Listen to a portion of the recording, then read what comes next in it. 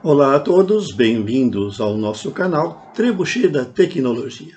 Nesse canal, conforme vocês sabem, nós procuramos as principais notícias de tecnologia da mídia e depois de dá-las a vocês, às vezes um pouquinho até atrasadas, porque existe uma defasagem, né, em relação a essas notícias na própria internet, nós as comentamos. E comentamos de uma forma mais técnicas e também mais interessante para aqueles que gostam de tecnologia, porque nós explicamos o seu significado. Nossa primeira notícia de hoje, ela vem da Inglaterra e apareceu em vários sites de notícia e em várias mídias, e é bem interessante. Ela fala de uma vila na Inglaterra que todos os dias, às 7 da manhã, o sinal da internet e da rede cabeada desaparecia. E ninguém sabia por quê. E era um problema, porque era sempre no mesmo horário e não se tinha ideia da sua origem. Os engenheiros foram chamados e descobriram que esse sinal, que interferia na rede local, derrubava o sinal, ele era produzido por um velho televisor valvulado de uma senhora. Todos os dias pela manhã, às 7 horas, essa senhora ligava o seu televisor e, nesse momento, o sinal da rede cabeada da cidade desaparecia. É lógico que numa rede mais moderna isso não acontece, mas fica o alerta de que as redes cabeadas, elas são sensíveis a sinais de interferência, assim como tudo. Então vamos dar uma explicaçãozinha de como ocorre. Existe uma infinidade de aparelhos eletro e eletrônicos, e até mesmo um simples interruptor de parede, que quando a gente aciona, eles são responsáveis por interferência. Vejam que existe uma diferençazinha entre interferência e ruído. O ruído ocorre de uma forma desordenada, às vezes por um fenômeno natural. Por exemplo, quando um interruptor abre e fecha, o repique, o balanço dos contatos faz com que surjam pulsos descontrolados. Isso aí é um ruído, e ele se propaga pela rede de energia. Já a interferência tem um padrão um pouquinho mais definido. Ela pode ser produzida por circuitos. Por exemplo, um velho televisor valvulado tem lá circuitos de alta tensão que são comutados. A própria fonte, às vezes, é comutada também. E ela gera um sinal de frequência fixa que tem lá uma grande quantidade de harmônicas que causam interferências. Então vejam que nós temos na nossa casa, no nosso ambiente, uma infinidade de aparelhos que produzem interferências e ruídos. E essas interferências e ruídos têm duas formas de se propagar. Elas podem se propagar pelo espaço, na forma de ondas, e podem propagar-se pela rede de energia ou ainda por uma rede telefônica, por exemplo, né? E o que acontece é que os fios que percorrem as instalações da nossa casa, eles também funcionam como antenas receptoras. Quer dizer, se você tem um equipamento que produz uma certa interferência, né, produz um certo ruído, o sinal se propaga pelo espaço e pode ser captado por um fio de uma rede de energia ou de uma rede de comunicações a uma certa distância. Então, os aparelhos, em geral, eles funcionam como transmissores de interferências também. Eles não são feitos para isso, tanto que se procura evitar que isso ocorra. No entanto, a gente não tem controle sobre tudo. E é o que aconteceu naquela cidade. A rede de comunicações de internet daquela cidade, que também servia provavelmente à TV, ela é formada por uma grande quantidade de cabos espalhados pela vila, aquela vila que teve o problema. Então, essa rede ela funciona como uma enorme antena. Ela capta todos os ruídos. Se os ruídos são de pequena intensidade, não acontece nada. Mas no caso daquela senhora, ela tinha um velho televisor valvulado, e esses televisores valvulados são bastante ruidosos. Eles têm lá o circuito de alta tensão que alimenta o tubo, que é um circuito comutador, que ele tem uma potência de várias dezenas de watts. É um verdadeiro transmissor descontrolado. Assim, quando aquela senhora ligava o seu televisor, esse circuito entrava em ação e produzia sinais de rádio que eram captados pela rede distribuidora de sinais da internet naquela vila. Essa rede era uma rede por fio de cobre, é uma rede antiga, então ela funcionava realmente como uma antena. Uma rede de fibra ótica não tem esse problema, porque a fibra ótica trabalha com luz.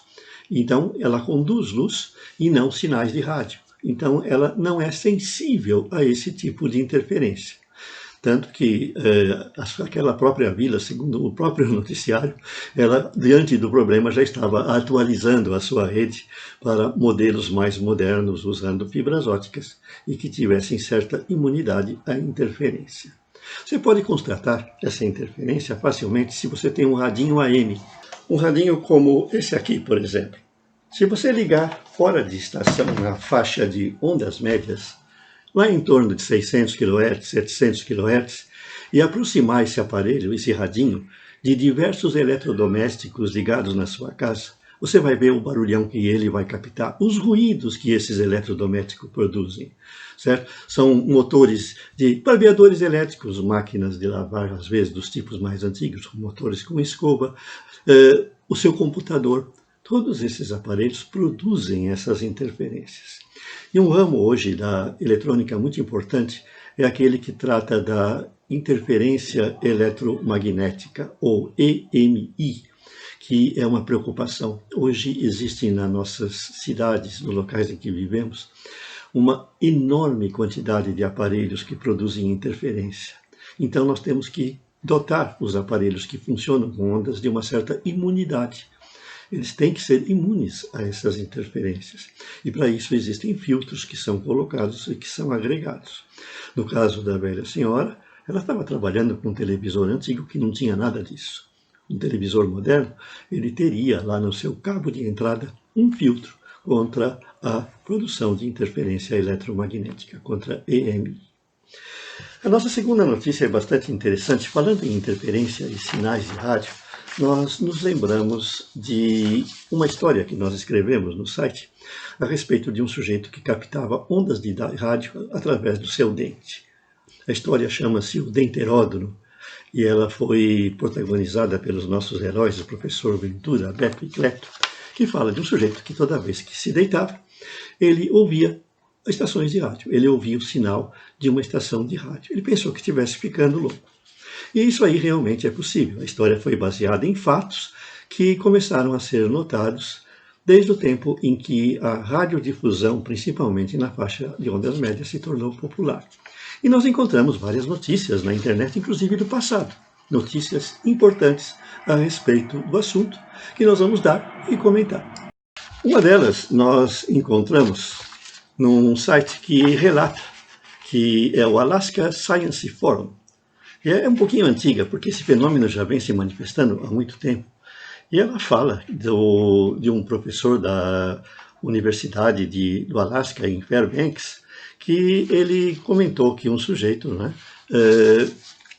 ouvia sinais de rádio através do seu dente.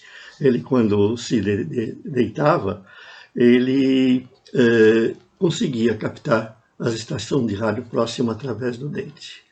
E uma outra notícia vem da famosa artista Lucille Ball, que fazia comédias lá nos anos 40, foi muito famosa, e ela fala que ela presenciou o fato, porque ela começou, ao ir por um local isolado, ela deitava-se e começava a ouvir pelo dente as estações, uma estação de rádio. Começava a ouvir músicas, sons, etc., de uma maneira muito estranha.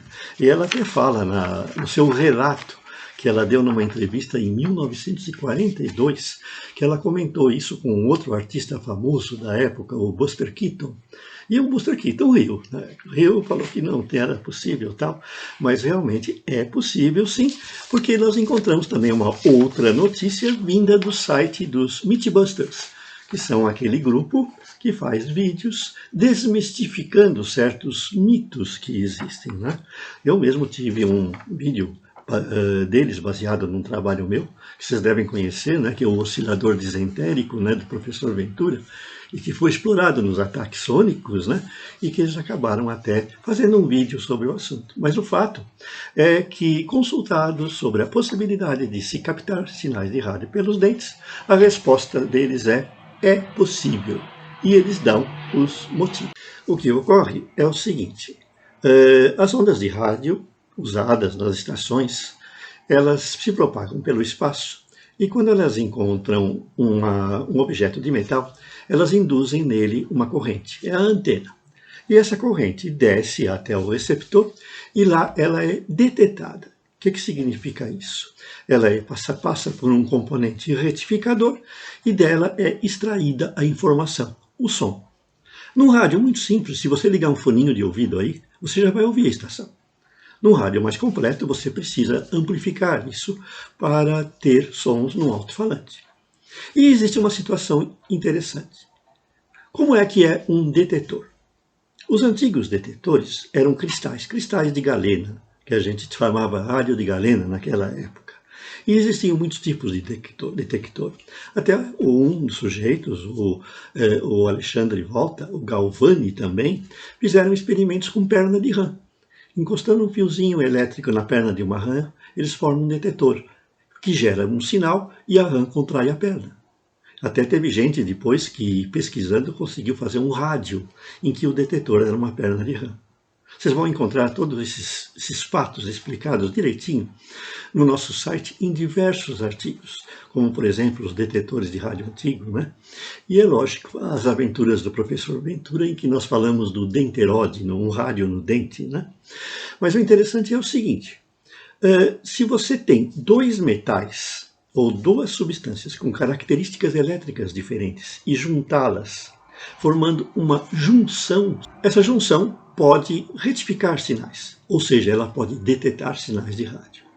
E um caso interessante que ocorre, e é justamente aí que vai chegar ao nosso assunto, é que no momento em que você coloca uma prótese metálica no seu dente, por exemplo, para segurar os dentes, para prender, o contato dessa prótese com o dente forma uma junção semicondutora.